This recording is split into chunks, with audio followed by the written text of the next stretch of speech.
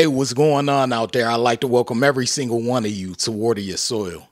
So if you're new here, I have two rules over at this channel.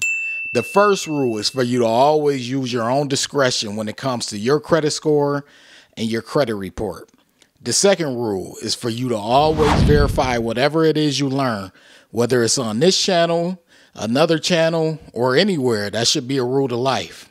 So getting into the video, this one is going to be interesting. And honestly, this video right here is going to be unlike any video that I've done prior. Now, it's still going to be along the lines of credit scores and credit cards because that's what this Water Your Soil channel is pretty much based on right now currently. But there was an article that came out the other day in regards to a dating app. And the dating app is specifically for people who have good or excellent credit score. You have to have a credit score that's in the upper 600s in order to access the dating app. And they pull from your Equifax credit score. Now, of course, I decided to do a video on this because I talk about credit scores often on this channel. Now, I believe there are pros and cons to this dating app, and I'm going to talk about them in this video. So you want to watch all the way to the end. Some of you may consider it a good option as far as dating apps. I really don't care to talk about dating apps, but since it's in relation to credit, I'm going to talk about it, and I'm going to talk about the pros and cons to it. So I'm going to first start off with what I believe are the cons to this dating app thing. So they say you have to have a credit score that's in the upper 600s. So you can have a credit score from the upper 600s to the 800s, all the way up to the 800s. And it says you can match with anyone. So that means someone that's in the 600s, like a 680 or so, they can match with someone that's in the 800s. And that's cool and all, but I'm really wondering what's the point if that's the case, because there's a drastic difference between a credit score that's in the 800s and a credit score that's in the upper 6. I could see if they were like, hey, if you're in the 800s, you could match with someone that's in the upper 700s. You both are in the excellent credit range. But no, they said the upper 600s. I'm going to be honest with you all when it comes to this dating app and the credit score thing. Through all my years of dating, I have never asked a woman her credit score. It was never an interest of mine. Now, I don't do dating apps, so I'm not going to be on this credit score dating app. I'm a little old school.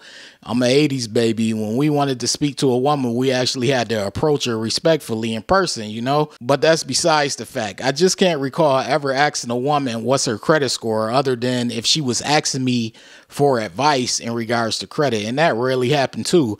It just wasn't a concern of mine. Now, another con that I have with the dating app is it puts a lot of emphasis on credit scores. Now, if it was up to me, I would be more concerned with a credit report than a credit score, because every credit score is not ganked equally. You have some people with a credit score that they got because maybe they're on their grandparents' credit card accounts or their parents' credit card accounts. And maybe they only have one individual accounts, but they're being carried by being an authorized user on other accounts. Or you have some people that go about it the fraud way and they have CPNs and things like that. There are all different types of ways and forms that people can gain a good or excellent credit score. So the simple fact that they're basically rating it on a credit score alone can be troublesome. Just because you have a good credit score doesn't mean that you're great with managing money, because as I stated previously, there are different ways to earn a good or excellent credit score. I would be more concerned with seeing someone's credit report, because like I told people in my previous video, a credit report is basically like your personal finance report card. It tells a little more than what a credit score will. So those are the two cons. In regards to the positives, it's always good to be able to meet someone. So those of you who do dating apps, I'm sure you'll be interested in that, especially if you have a good credit score and maybe you're interested in someone else with a good credit score as well. I don't do dating apps. If you see me ever on a dating app, it's not me. Just know that you're being scammed and you are being catfished, because that's not my thing. As I stated, I'm more of a approach in person type of person, but I don't knock those of you who are interested in online dating, do online dating. Now, in my opinion, should you consider this app? Sure, if you want to, but don't put too much weight on the credit score thing, because the credit score range that they're giving, which is upper 600 through the 800s, basically good through excellent credit. As I stated, there are a lot of different ways to earn a good or excellent credit score. You should be more concerned with how well someone is managing money, which basically shows up on a credit report and not necessarily in a credit score. It's some interesting things currently going on in our society. People tend to be more concerned with income as to money management and net worth, and they're also more concerned with credit scores than credit reports. So I'm not surprised by an app like this. I don't give it 2 thumbs down, of course, but you have to be careful when it comes to this.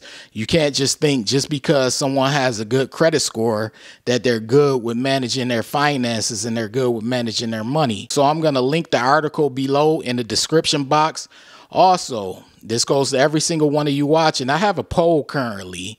Be sure to take the poll on the community tab of this Water Your Soil channel. It's in regards to your oldest credit score. Which bank holds your oldest credit score? Who is it through?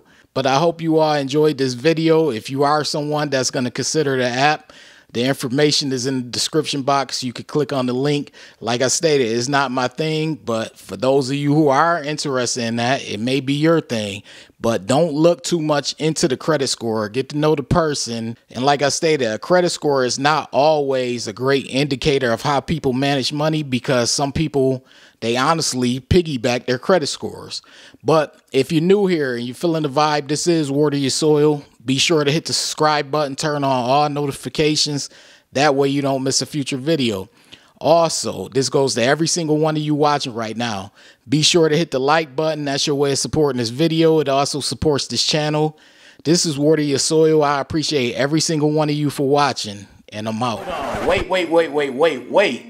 Before you leave, be sure to check out the description box below. That way you can have all the credit resources from Water Your Soil. Also, be sure to hit the subscribe button, the like button as well, all right? In the description box below, I always tell people, check out the description box below for extra resources from Water Your Soil. Part of the description box also showcases my book that I have. I have a book. It's been out for a while now. It's been out for years. It's titled Strategies to Master Credit. The book is available. It's on Amazon. It's on Barnes & Noble. Most online bookstores have the book. And the book is basically about how FICO credit scoring works. Once you understand how FICO credit scoring works, you're pretty much on your way to helping yourself build, develop, and maintain a good credit score. So check the book out whenever you get a chance.